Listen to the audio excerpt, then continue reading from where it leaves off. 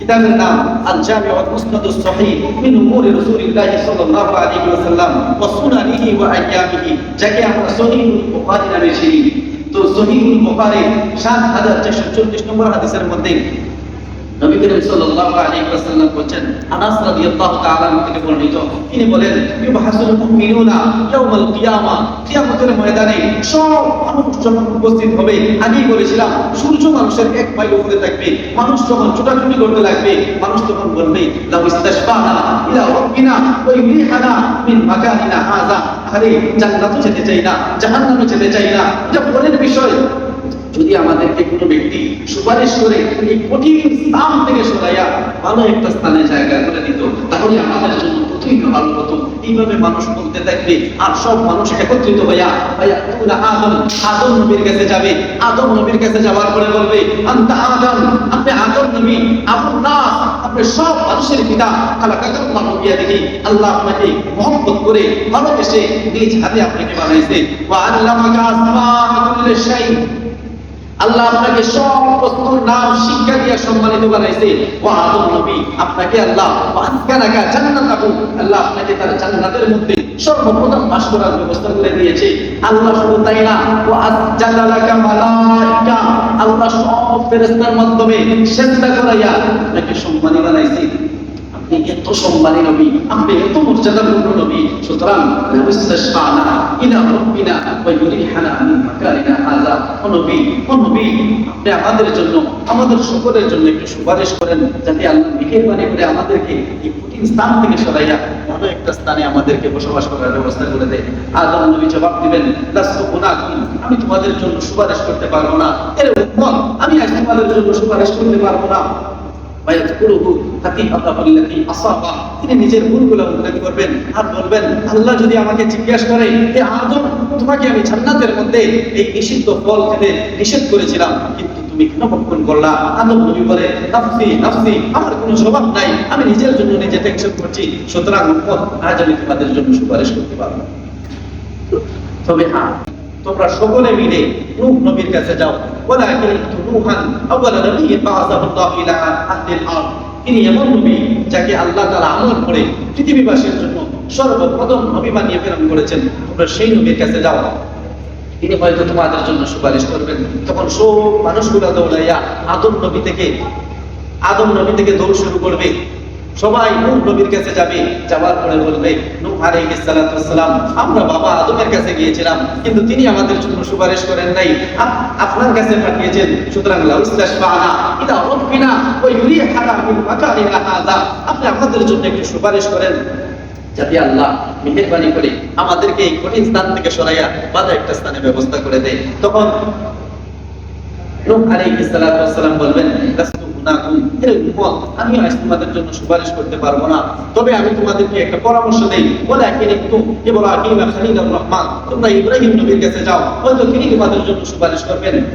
তখন সব মানুষগুলা নিরাশ হইয়া ইব্রাহিম নবীর কাছে যাবে, যাওয়ার পরে বলবে, নবী লাউ ইস্তাশফানা ইলা রাব্বিনা মিন মাকানিনা হাযা, আপনি একটু সুপারিশ করেন আল্লাহর দরবারে, তিনি যাতে মেহেরবানি করে আমাদেরকে এই কঠিন স্থান থেকে সরাইয়া ভালো একটা স্থানে জায়গা করে দেয়। তখন সব মানুষগুলা চলে যাবে ইব্রাহিম নবীর কাছে। ইব্রাহিম নবী বলবেন, লাস্তু গুনাকুম, আমি তোমাদের জন্য সুপারিশ করতে পারবো না।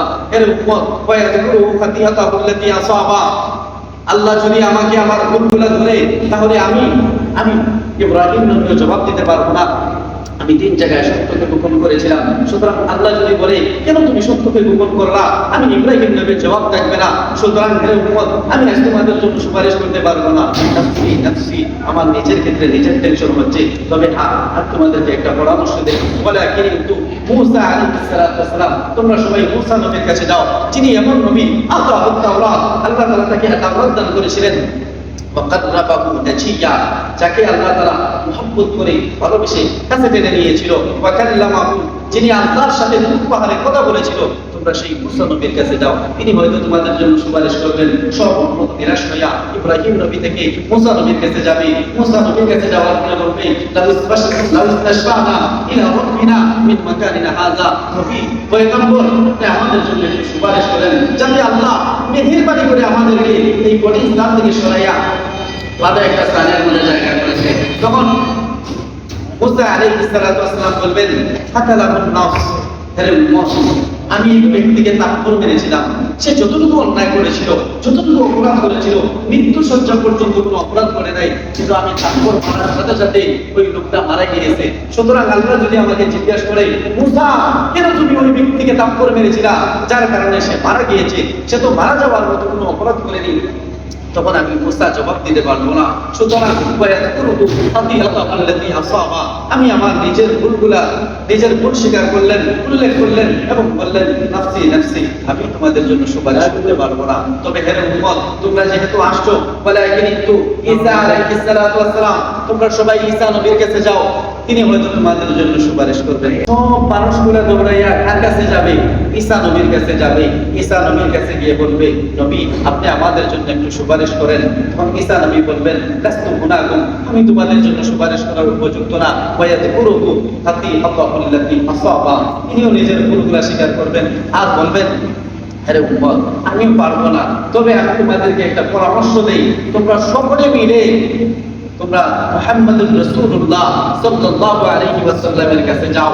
তিনি এমন নবী, আফদাল গাফারাল্লাহু লাহু মা তাকাদ্দামা মিন যামবিহি ওয়া মা তাআখারা, যিনি এমন নবী যাকে আল্লাহ যার সামনের এবং পিছনের সব গুনাহগুলো মাফ করে দিয়েছেন। সুবহানাল্লাহ। তোমরা তার কাছে যাও, তিনি হয়তো তোমাদের জন্য সুপারিশ করবেন। তখন সব মানুষগুলো দৌড়াইয়া মুহাম্মদুর রাসূলুল্লাহ সাল্লাল্লাহু আলাইহি ওয়াসাল্লামের কাছে যাবে।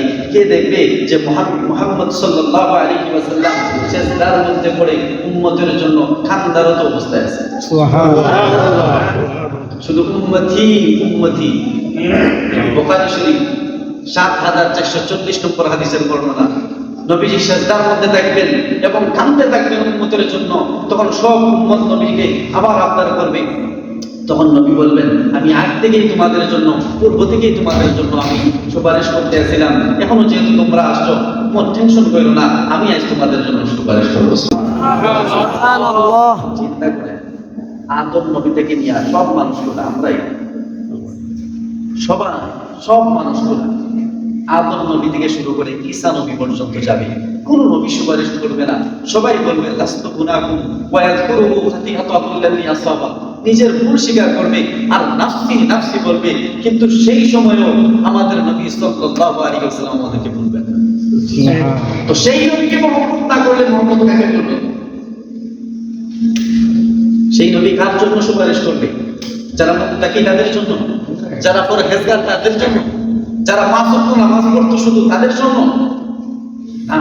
এই উম্মতের মধ্যে শুধু ঈমান আছে কিন্তু চুরিও করছে, মাঝে মাঝে সন্ত্রাসী করছে, চিন্তায়ও করছে, মাঝে মাঝে টুকটাক গুনাহ করছে, এমনও করছে।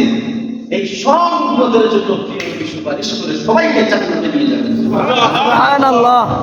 আল্লাহ তাআলা তখন বলবেন, নবী ইরফা রাসাক, আপনার মাথা উঠান।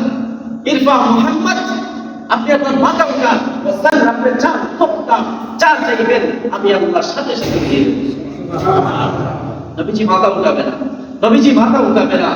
নাদা মুনাদিন ইলাস সামা, আসমান থেকে ঘোষণা আসবে, ইয়া রাসূলুল্লাহ আপনি আপনার মাথা উঠান, আপনি যা চাইবেন তা দিয়ে দেব।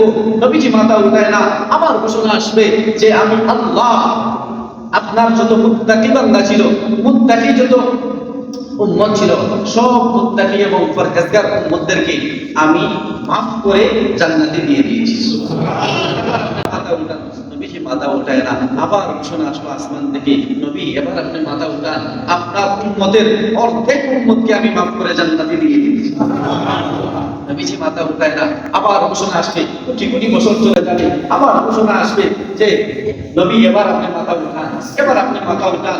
জাহান্নাম থেকে যেই সমস্ত বান্দারা শুধু কালেমা পড়ছে, এটার উপরে ইসলাম ছিল, প্রতিষ্ঠিত ছিল এবং অন্তরে লালন করছে, কিন্তু শয়তানের তাড়নায়, নফসের তাড়নায় অনেক গুনাহ করেই পেরেছে, আমি তাদেরকেও বেছে বেছে যাচাই বাছাই করে জাহান্নাম থেকে বের করে জান্নাতে প্রবেশ করে দিয়েছি। চিন্তা করেন, একটা উম্মত জাহান্নামে থাকা অবস্থায় আল্লাহর রাসূল মাথা উঠাবেন। সেই নবীকে মহব্বত না করলে কাকে করবেন? সেই নবীকে মহব্বত না করলে কাকে করবেন? কেমন মহব্বত করবেন?